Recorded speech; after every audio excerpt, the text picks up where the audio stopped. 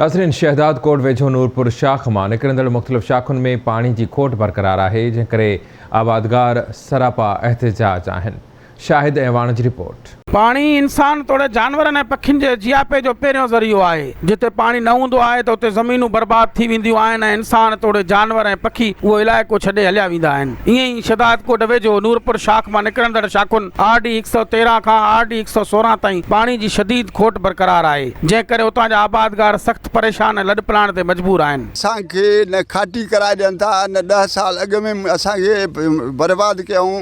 इहो असांजो हिकिड़ो नाल इंजीनियर अॻु में SD हुयो, हाणे नाल इंजीनियर अताउल्ला चिंजड़ी सिर्फ़ु वांगार थो वहे, इन खां अलावा ॿियो हिनखे कुझु न आहे। ग़रीबनि ते क़यास कोन्हे, ॿुधण वारो कोन्हे, कंहिं काॾे वञूं, कंहिंखे चऊं। ख़ुदा चीफ जस्टिस पाकिस्तान खे अपील था कयूं त असांजो तदारुक कयो।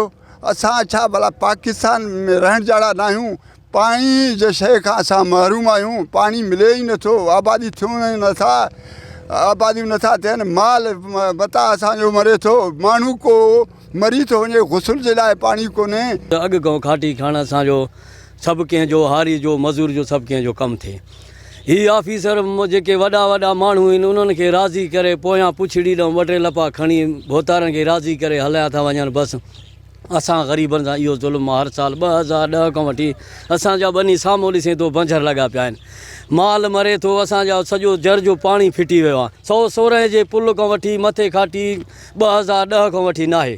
असां इहो चऊं था महिरबानी करे जेकॾहिं खाटी थिए त मोड़ खां वठी पांध ताणी थिए। नाल इरिगेशन अमलो आहे, पुछड़ी खां खाटी करायो वियो आहे, जेको हिते 116 ते खाटी बंदि करे मिशन कढियो वियो आहे। इन करे असां सभु हिते गॾु आहियूं। हिननि जो चवणो त पाणी न हुजण करे इंसान तोड़े जानवर ऐं पखी उन विगे मरी रहिया आहिनि ऐं फ़ौतगी वक़्तु मैयतनि खे गुस्ल कराइण लाइ बि पाणी मौजूदु न आहे। हिननि इल्ज़ाम हणंदे चयो त आबपाशी खाते जा अमलदार बाअसर माण्हुनि खां ॻरी रिश्वत वठी उन सननि शाखूं खाटी कराए ॾियनि था, जॾहिं त सननि शाख RD 113 खां RD 116 ताईं शाखुनि खे पुठ खां नाले मात्र खाटी खणाए ॾियनि था। हिननि इल्ज़ाम हणंदे चयो त आबपाशी खाते जा अमलदार बाअसरनि खां ॻरी रिश्वत वठी पाणी खपाए ॾियनि था। हिननि चयो त पाणी जी खोट जो नोटिस वठी पाणी फराहम करे ॾेई तकलीफ़ मां जान आंजी कराए ॾिनी वञे। कैमरामैन अरशद शेख सां गॾु शाहिद अवान, आवाज़ TV न्यूज़, शहदाद कोट।